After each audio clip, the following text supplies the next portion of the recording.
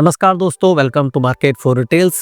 दोस्तों, आज की इस वीडियो में हम डिस्कस करने वाले हैं अपकमिंग डीमर्जर के बारे में, यानी जिन कंपनियों के द्वारा डीमर्जर का ऐलान किया गया है। तो सबसे पहले बात कर लेते हैं हम डीमर्जर होता क्या है। तो डीमर्जर एक तरीके का कॉर्पोरेट एक्शन है जहाँ पे एक पेरेंट कंपनी अपने बिजनेस को एक या एक से अधिक कंपनियों में ट्रांसफर करती है। तो जो कंपनी अपने बिजनेस को ट्रांसफर करती है वो तो कहलाती है डीमर्ज्ड कंपनी, तथा जिस कंपनी में बिजनेस या ऑपरेशन ट्रांसफर होता है वो कहलाती है वहां पे रिजल्टिंग कंपनी। तो जो शेयर होल्डर होते हैं उनको जो पेरेंट कंपनी यानी ओरिजिनल कंपनी उसके शेयर होल्डर अगर वो रिकॉर्ड डेट तक रखते हैं तो उनको जो डीमर्ज्ड कंपनी होती है, रिजल्टिंग कंपनी होती है, उनमें दोनों में कंपनी के शेयर होल्डर को वहां पे मिलते हैं। और जो रिजल्टिंग कंपनी होती है वो स्टॉक एक्सचेंजेस में लिस्ट करा दी जाती है, जिससे कंपनी के साथ साथ शेयर होल्डर को वैल्यू अनलॉक के रूप में फायदा हमें देखने को मिलता है। अब सबसे पहले बात कर लेते हैं हम रेमंड के डीमर्जर के बारे में। रेमंड का जो सबसे पहले डीमर्जर हुआ था रेमंड लाइफस्टाइल लिमिटेड में, मुश्किल से 3-4 महीने पहली बात है। तो उस समय रेमंड का शेयर लगभग 3,000 रुपए के आसपास ट्रेड कर रहा था जब कंपनी का डीमर्जर हुआ था। और रेमंड लाइफस्टाइल अभी नई एंटिटी के रूप में स्टॉक एक्सचेंजेस में लिस्ट हो चुकी है और इसका शेयर इस समय अगर आप देखोगे तो 2,100 रुपए के आसपास ट्रेड करता हुआ देखने को मिल रहा है। वहीं रेमंड लिमिटेड का ओरिजिनल शेयर इस समय लगभग 1,800 रुपए के आसपास ट्रेड कर रहा है, यानी कि 3,000 रुपए वाला शेयर इस समय लगभग 2,100 और 1,800 अलग अलग ट्रेड कर रहा है। यानी कि साफ पता चल रहा है एक वैल्यू अनलॉक का फायदा शेयर होल्डर को हमें देखने को मिला है जो इसमें निवेशक रहे थे। अब रेमंड के द्वारा फिर से डीमर्जर का ऐलान किया गया है।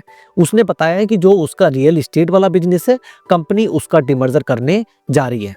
इसके साथ ही साथ जो उसका इंजीनियरिंग वाला बिजनेस है उसको भी रिस्ट्रक्चरिंग करने जा रही है। तो यानी कि जो लाइफस्टाइल वाला बिजनेस है ऑलरेडी वो तो डीमर्ज्ड होके स्टॉक एक्सचेंजेस में लिस्ट हो चुका है और अपना अलग एंटिटी के रूप में कारोबार वहां कर रहा है।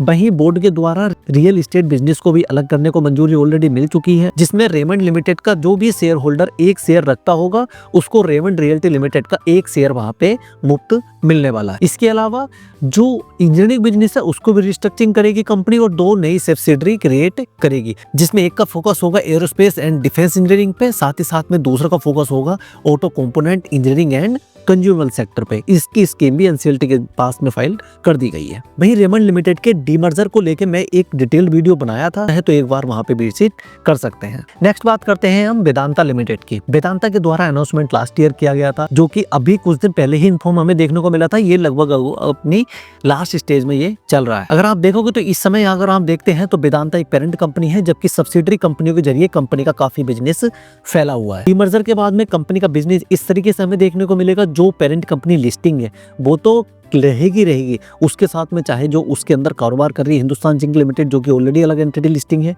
सेमीकंडक्टर वाला कारोबार इसके अंदर आएगा, डिस्प्ले और वेदांता स्टेनलेस वाला काम इसी के अंदर आएगा।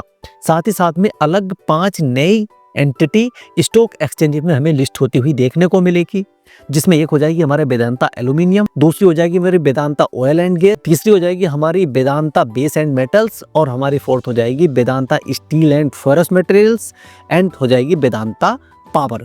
इस तरीके से टोटल हमारी 6 कंपनियां वेदांता की मार्केट में लिस्ट हो जाएंगी और जो भी वेदांता का शेयर होल्डर होगा रिकॉर्ड डेट तक उसको 1:1 के रेशो में, यानी कि वेदांता के शेयर होल्डर एक शेयर रखने वाले शेयर धारकों को 5 अलग अलग कंपनियों के शेयर भी वहां पे मुफ्त दिए जाएंगे। अब बात कर लेते हैं हम Texmaco rail and engineering limited के बारे में, जिसमें डीमर्जर होना है Texmaco rail and engineering limited and साथ ही वेलगारिया इंजीनियरिंग उद्योग प्राइवेट लिमिटेड, जिसमें demerge undertaking means undertaking business activities and operation transfer company pertaining to infra, जिसमें कि रेल एंड ग्रीन एनर्जी हमारा होने वाला, जो कि हमारी एक डीमर्ज अंडरटेकिंग होगी। बात करूं अगर मैं शेयर रेशो की किस हिसाब से वहां पे हमें शेयर मिलने वाले हैं रिकॉर्ड डेट तक, तो हमें रिकॉर्ड डेट तक शेयर मिलने वाले हैं 1:3 के रेशो में। आसान शब्दों में अगर मैं बात करूं तो 1 equity share of transfer company to be allotted to the shareholder to the transfer company against every 3 equity share of the transfer company, यानी कि 3 शेयर रखने वाले शेयर धारकों को वहां पे रिजल्टिंग कंपनी होगी उसका एक शेयर हमें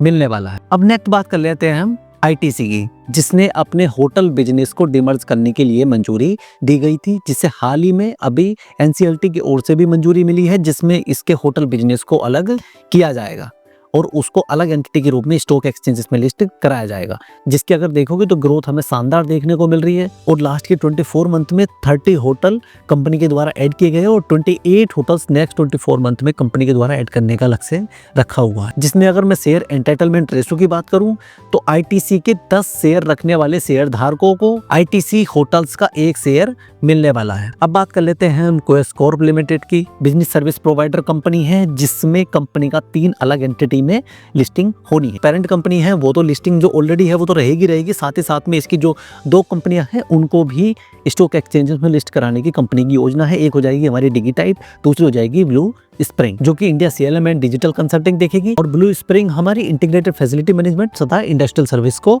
देखने वाली है। बात करूं अगर मैं शेयर रेशो की तो पोस्ट डिमर्जर रेशो कैसे रहने वाला है, तो जो इस समय शेयर होल्डिंग पैटर्न है यानी कि 56% जो प्रमोटर के पास में, 43% इंक्लूडिंग चाहे एफआई, डीआई हो, रिटेल हो उनके पास में, तो जो भी पेरेंट कंपनी में एक शेयर रिकॉर्ड डेट तक होल्ड करे उसको तीनों कंपनियों में वहां पे एक शेयर मिल जाएगा। यानी पेरेंट कंपनी में तो आपके पास शेयर रहेगा, साथ में जो 2 नई एंटिटी स्टॉक एक्सचेंजेस में लिस्ट होंगी उनका भी एक शेयर आपको मिल जाएगा। जिसमें कंपनी के द्वारा इन्फॉर्म किया गया था कि एनसीएलटी की ओर से फर्स्ट मोशन रिसीव्ड हो गया था, और उम्मीद करते हैं कि कंपनी को Q4 तक एनसीएलटी से मंजूरी मिल जाएगी, जिसमें Q1 में फाइनेंशियल 26 के कंपनी अपनी जो 2 नई एंटिटी है उनको लिस्ट करा देगी। इसकी भी डिटेल वीडियो मैंने ऑलरेडी अपलोड कर दी है, अगर जिसको डिटेल्स वीडियो देखनी है वो एक बार विजिट कर सकते हैं। अब बात कर लेते हैं हम संकरा बिल्डिंग प्रोडक्ट्स लिमिटेड की। कंपनी के द्वारा भी डीमर्जर का ऐलान किया गया है। कंपनी का डीमर्जर 2 सेपरेट एंटिटीज में हो जाएगा। एक हो जाएगी संकरा बिल्ड प्रो, दूसरी हो जाएगी संकरा बिल्डिंग प्रोडक्ट्स लिमिटेड। तो संकरा बिल्ड प्रो की अगर मैं बात करूं तो ये देखेगी बिल्डिंग मार्केट मटेरियल्स जो है उसको देखेगी, लेकिन संकरा बिल्डिंग प्रोडक्ट्स लिमिटेड की बात करूं तो पोस्ट सेग्रेगेशन ये कंपनी देखने वाली है ट्रेडिशनल मैन्युफैक्चरिंग बिजनेस को। अगर हार्परली फाइनेंशियल 25 की अगर मैं बात करूं तो मटेरियल्स मार्केट प्लेस में कंपनी का रेवेन्यू अच्छा है, लेकिन मैन्युफैक्चरिंग में अभी कंपनी की जस्ट शुरुआत है। यानी आने वाले समय में इसमें ग्रोथ की काफी संभावनाएं हमें देखने को मिल सकती है। शेयर रेशो की अगर मैं बात करूं तो पेरेंट कंपनी में एक शेयर रखने वाले शेयर होल्डर्स को डीमर्ज्ड कंपनी में तथा रिजल्टिंग कंपनी में दोनों में एक शेयर आपको मिल जाएगा। यानी 1:1 के रेशो में कंपनी के द्वारा डीमर्जर का ऐलान किया गया है, जिसमें कंपनी को उम्मीद है कि कंपनी मार्च 2025 तक ये डीमर्जर को कंप्लीट कर देगी। एनसीएलटी से अप्रूवल मिलने के बाद में स्टॉक एक्सचेंज में लिस्ट करा देगी। अब बात कर लेते हैं हम Aditya Birla fashion and retail limited की, जिसमें अभी 28 नवंबर को ही एनसीएलटी की ओर से order pass scheme of arrangement को लेके किया गया है, जिसके बाद में 2 सेपरेट लिस्टेड कंपनी बन जाएगी। साथ ही साथ में पैरेलल वैल्यू क्रिएशन कंपनी के द्वारा अपॉर्चुनिटीज हमें देखने को मिलने वाली है। अगर आप देखोगे डीमर्जर के बाद में कौन सा ब्रांड किसके साथ काम करने वाला है, अगर आप देखोगे तो ये सारे brands Aditya Birla lifestyle brands limited के साथ में काम करने वाले हैं। वहीं Aditya Birla fashion and retail limited के साथ में अगर आप देखोगे तो ये सारे ब्रांड इस कंपनी के साथ में हमें काम करते हुए देखने को मिलने वाले हैं। अगर मैं बात करूं अब शेयर रेशो की, तो जो ऑलरेडी बोर्ड के द्वारा अप्रूव कर दिया गया है, जैसे ही डीमर्जर कंप्लीट होगा पेरेंट कंपनी में एक शेयर रखने वाले को रिजल्टिंग कंपनी में भी एक शेयर वहां पे मिलेगा। यानी कह सकते हैं 1:1 के रेशो में डीमर्जर का ऐलान किया गया है। अब बात कर लेते हैं टाटा मोटर्स की, जिसमें कंपनी के द्वारा अपने सीवी बिजनेस यानी कॉमर्शियल व्हीकल बिजनेस को टाटा मोटर्स लिमिटेड से अलग करके एक अलग लिस्टेड कंपनी बनाने के लिए बोर्ड से मंजूरी दी गई थी, जिसमें 2 अलग सेपरेट लिस्टेड कंपनी बनाई जाएंगी।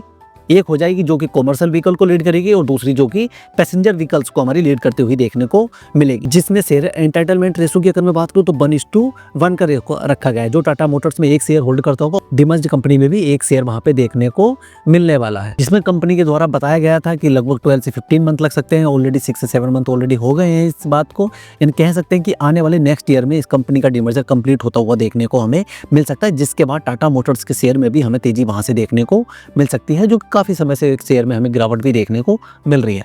अब बात कर लेते हैं सिमेंस की, तो कंपनी के द्वारा अपने एनर्जी बिजनेस को डीमर्ज करने का ऐलान किया गया था, जिसका नाम सिमेंस एनर्जी इंडिया लिमिटेड होना था, जिससे कि कंपनी अपने डीमर्जर वाले बिजनेस पे, रिजल्टिंग कंपनी वाले बिजनेस यानी एनर्जी बिजनेस पे, दोनों के बिजनेस पे फोकस तथा इनके कोर एक्टिविटीज पे वहां पे फोकस अपना कर सके। जिसमें सिमेंस लिमिटेड के द्वारा ऑलरेडी एनर्जी बिजनेस को अलग सेपरेट लिस्ट बनाने के लिए शेयर एंटाइटलमेंट का रेशो 1:1 के रेशो में फिक्स किया गया है। यानी कि जो भी एक शेयर होल्ड करता होगा रिकॉर्ड डेट तक, उसको एक शेयर वहां पे रिजल्टिंग कंपनी का वहां पे दिया जाएगा। अब अगर मैं बात करूं रिलायंस इंडस्ट्री लिमिटेड की, तो जियो फाइनेंशियल सर्विसेज से डीमर्ज्ड होके कंपनी बनी थी, जो कि आप लोगों को सबको पता भी होगा। इस साल जब कंपनी की एजीएम हुई थी तो कंपनी के द्वारा बताया गया था कि कंपनी आने वाले फाइनेंशियल ईयर में कंपनी के द्वारा जियो को स्टॉक एक्सचेंजेस में लिस्ट कराने की योजना बनाई जा रही है। अब कंपनी के पास में 2 रास्ते वहां पे बसते हैं, या तो कंपनी जियो का आईपीओ लेके आए या फिर कंपनी जियो फाइनेंशियल सर्विसेज इसके डीमर्ज करके उसको स्टॉक एक्सचेंजेस में लिस्ट